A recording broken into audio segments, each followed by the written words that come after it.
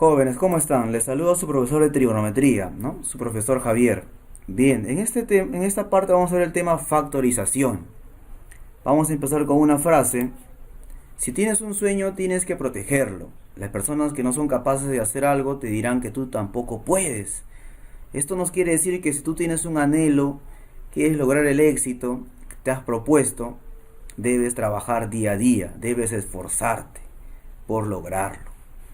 Bien. Dentro del tema de factorización, jóvenes, van ustedes a observar en primer lugar el factor común. ¿Y cuándo utilizo, profesor, el factor común? Es el primer paso que se debe hacer cuando se va a factorizar un polinomio, jóvenes. ¿Y cómo se factoriza, profesor?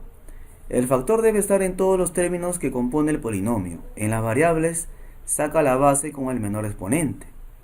Por ejemplo, en las variables, un ejemplo, jóvenes, con la ayuda del láser estamos observando z a la quinta más z a la cuarta. Bien, ¿qué tenemos que hacer? Nos dice sacar la base con el menor exponente. Observamos que la variable en este caso es z a la cuarta, ese es el menor exponente entre ambas. Entonces z a la cuarta extraemos y nos quedaría z a la 1 más 1. Y podemos comprobar que es correcto lo que estamos afirmando. Si tú multiplicas z a la cuarta por z a la 1, eso nos da z a la 5. Tú multiplicas z a la cuarta por z a la 1, eso nos da z a la cuarta. Comprobado. Entonces ya hemos factorizado por el método factor común. Y no olvidar que es importante, z a la quinta significa z a la cuarta por z a la 1. Claro, también puede ser z al cuadrado por z al cubo, también puede ser. Bien. Ahora vemos el método del aspa simple, jóvenes. Si un polinomio no tiene las características de un trinomio cuadrado perfecto, entonces podría ser factorizado por el método del aspa simple.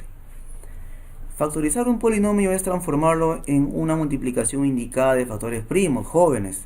Vamos a ver un ejemplo para precisar este tema. 6x al cuadrado más 11x más 4. Primer paso, descomponemos el término 6x al cuadrado en dos factores que multiplicados nos permiten volver a obtener 6x al cuadrado. Bien, descomponemos 6x al cuadrado, se puede escribir como 3x por 2x, ojo, y 4 por 4 por 1, ¿verdad?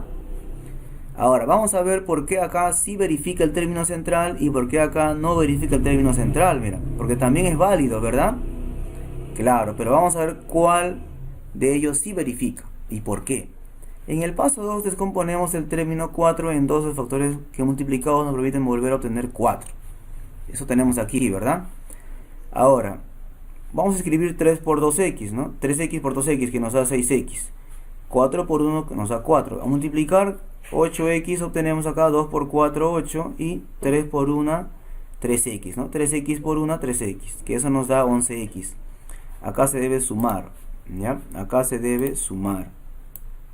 Acá es la suma. Claro. Y este 11x lo tenemos aquí, pues, ¿no? Ahí lo tenemos el 11x. Excelente. Pero ¿qué hubiese pasado acá si en vez de 6x al cuadrado hubiéramos puesto acá 6x por 1?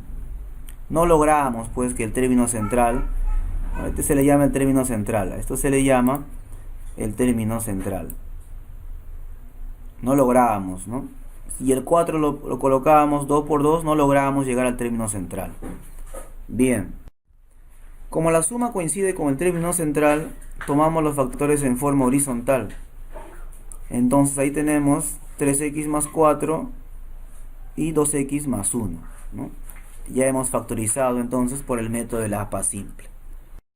Bien, jóvenes, ahora veamos la dirigida número 2. Número 1, factorizar m, que es igual a x al cuadrado más 3x más 2. Tenemos que buscar dos números que multiplicados me den 2 y encontramos que es 2 por 1, ¿verdad?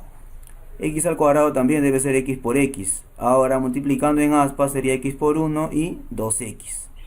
Esto nos debe sumar el término central. Debemos sumar y nos debe dar el término central. Y excelente, nos da el término central.